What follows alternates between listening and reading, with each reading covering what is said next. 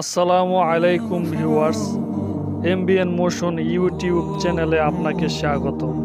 হযরত আইয়ুব আলাইহিস সালাম ছিলেন রোমের বাসিন্দা। কারো মতে তিনি ছিলেন ইব্রাহিম আলাইহিস সালামের অধস্তন বংশধর। কেউ কেউ বলেছেন হযরত আইয়ুব আলাইহিস সালামের পিতা সেই ইমানদারদের একজন যারা হযরত ইব্রাহিম আলাইহিস সালামকে অগ্নিকুণ্ডে নিক্ষেপের দিন ঈমান এনেছিলেন। হযরত আইয়ুব আলাইহিস সালামের মা ছিলেন হযরত লূত আলাইহিস সালামের কন্যা। কোরআনের 4টি সূরায় 8টি আয়াতে হযরত আইয়ুব আলাইহিস সালামের কথা এসেছে। হযরত আইয়ুব আলাইহিস সালামের শরীর পচে গিয়ে তাতে পোকা হওয়ার যে কাহিনী সচরাচর আমরা শুনে থাকি তা আসলে সত্য নয়।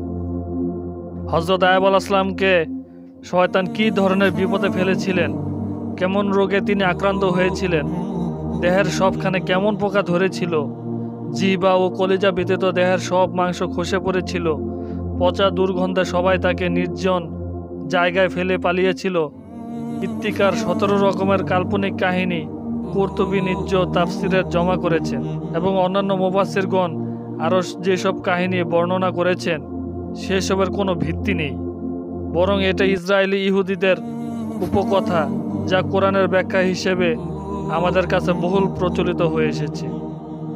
আসুন এবার দেখি আসলে আইয়ুব আলাইহিস সালামের কী হয়েছিল। তিনি আল্লাহর কাছে রোগ মুক্তির জন্য দোয়া করেছিলেন বলে আমরা জানি। সেই রোগটা কী ছিল? আল্লাহ তাআলা কোরআনে বলেন, যখন তিনি তার রবকে ডাকলেন, আমি রোগগ্রস্ত হয়ে গেছি এবং তুমি করুণাকারীদের মধ্যে সর্বশ্রেষ্ঠ করুণাকারী। সূরা আম্বিয়া আয়াত 83। তাহলে তার কি হয়েছিল? কোনো কিছু না হলে তো আর এ ধরনের কথা ছড়াতে পারে না। জি, আসলে তিনি রোগগ্রস্ত হয়েছিলেন, এটা সরাসরি কোরআনে বলা হয়েছে, তবে তার শরীরে পোকা হওয়ার মতো পর্যায়ে পৌঁছেনি। তিনি এমন এক রোগে আক্রান্ত হয়েছিলেন যা ঘৃণার উদায়ক কিংবা সমাজ থেকে মানুষ তাকে তাড়িয়ে দিতে বাধ্য হবে এমন ছিল না। কোনো মানুষের হাড়ে ব্যথা হলে যেমন বাহ্যিকভাবে দেখা যায় না, ঠিক সেরকমই তার একটা রোগ হয়েছিল যা বাইরে থেকে দেখা যায় না বা তা বোঝার কোনো পন্থা থাকে না। আগেরকার বিভিন্ন ওলামাদের লেখা থেকে একটা সূত্র পাওয়া যায় যে আল্লাহ তাআলা কোনো নবীকে এমন কোনো রোগ দেননি যার কারণে মানুষ তাদেরকে দূর দূর করে তাড়িয়ে দেবে, এবং কোনো নবীর স্ত্রী যতই বড় নাফরমান হোক না কেন তারা ব্যভিচারী ছিলেন না। আর সেই রোগে তিনি ধৈর্য ধারণ করেছিলেন বলে আল্লাহ তাআলা তার ধৈর্যের প্রশংসা করে বলেছেন, আমি তাকে ধৈর্যশীল হিসেবে পেয়েছি, তিনি কতই না ভালো বান্দা তওবাকারী। সূরা সোয়াদ আয়াত 44। সূরা আম্বিয়া 84 নম্বর আয়াতে আল্লাহ বলেন, আমি তার দোয়া কবুল করেছিলাম এবং তার দুঃখ কষ্ট দূর করেছিলাম।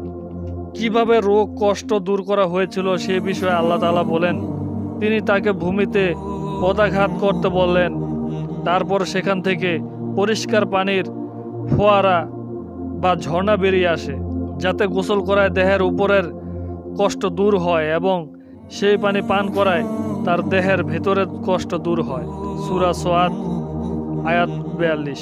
শয়তান সবসময় মানুষের দুশমন, শিরকি চিন্তাধারা জাল বিস্তার করে সে সবসময় মুমিনকে আল্লাহর পথ থেকে সরিয়ে নিতে চায়।